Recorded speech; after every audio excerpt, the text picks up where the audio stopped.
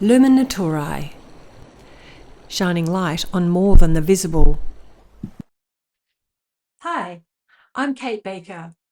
Welcome to Lumen Naturae. Lumen Naturae is Latin for the light of nature. Not nature as scenery, but the inner light that allows us to see even in darkness. Today we look at ways of seeing and my personal approach as an artist, and how decision points around how we approach an artwork can make such a significant difference in what we actually create. Someone once said to me that to understand your work, you need to look in the rearview mirror. And I think that's really held true for me. I definitely have a greater understanding of my own work in retrospect.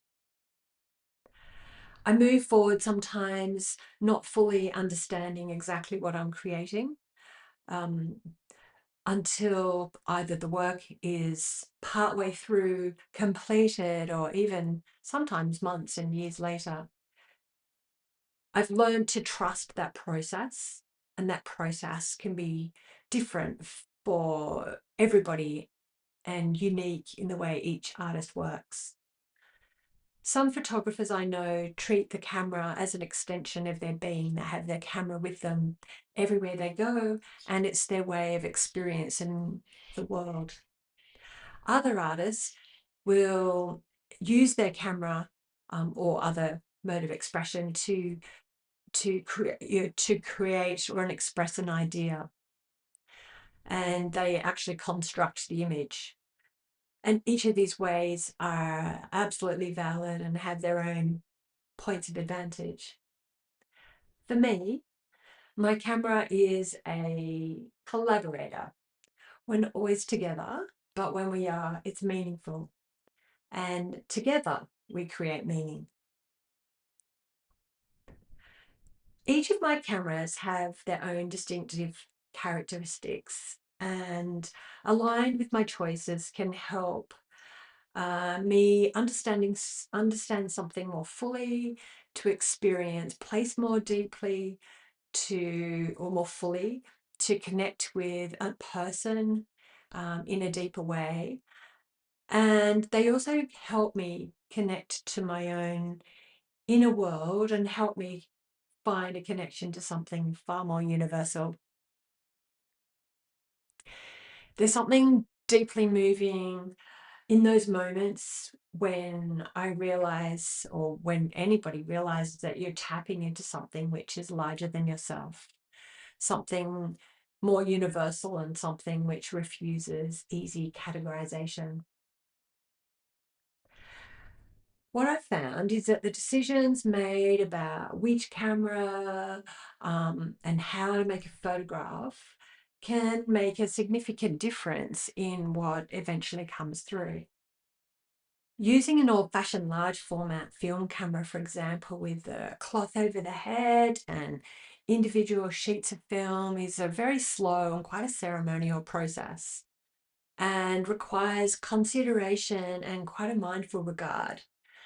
It's quite different than the flexibility afforded with a modern digital camera.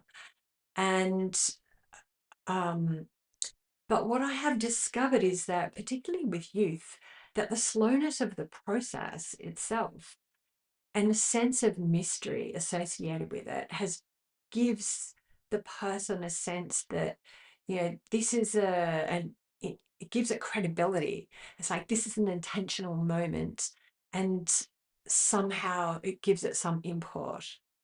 From my perspective, because the process has so much room for error, I have to also slow down, because it's so easy to make a mistake that I don't discover until much later in the darkroom.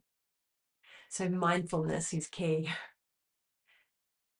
While I have learned to create this very intentional environment, regardless of the specific camera I use, the fact I've used real camera, a real film, say versus a phone, gets the attention of young people. And it has given them, it's sort of been like a serious statement that they're by default worth being seen. On the subject of young people when photographing them, of course, I'm acutely aware of the ethics of looking and of seeing.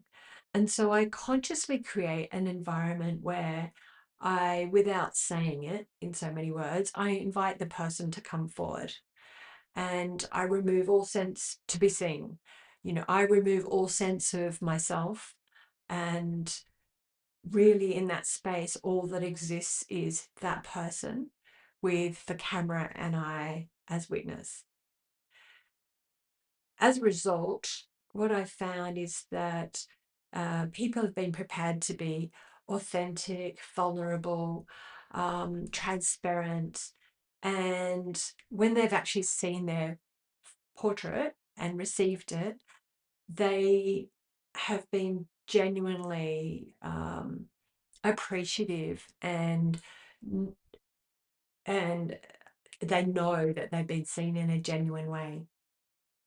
Some of these young people have actually gone on to take up photography for themselves, which tells me that the interaction has been meaningful, and and is also something that speaks to the fact that an image can be so much more than just the image itself. It can be a powerful thing. A very different body of work involving dance required me to move with a highly mobile fluidity and for the camera to become an extension of my body, able to flow with the dancer. In this case, I chose a camera that had a shutter that didn't obscure my view and when pressing it.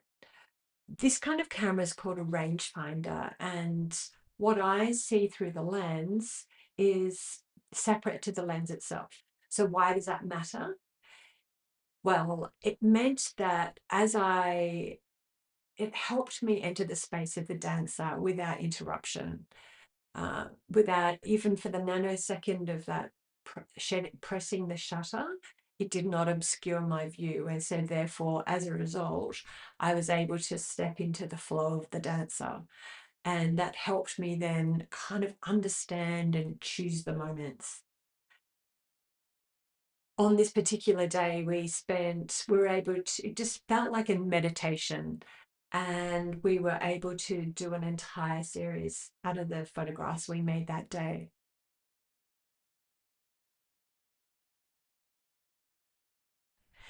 In both these cases, the constraints have helped shape the meaning of the work. Other bodies of work less dependent on the constraints are more individually nuanced. For example, a long-standing series involving windows as metaphor is held together by the way each of the images reflects that perspective. A different series inspired by myth and fairy tale is held together by the archetype of story. And in some ways, that series is a case of where the whole is greater than the sum of its parts. It's a cohesive body of work as a whole. The tools we choose then shape what becomes possible, and in shaping the work, they shape us. In the next episode, I will share the beginning of a journey I recently made into Ukraine that reshaped my understanding of attention. Until then,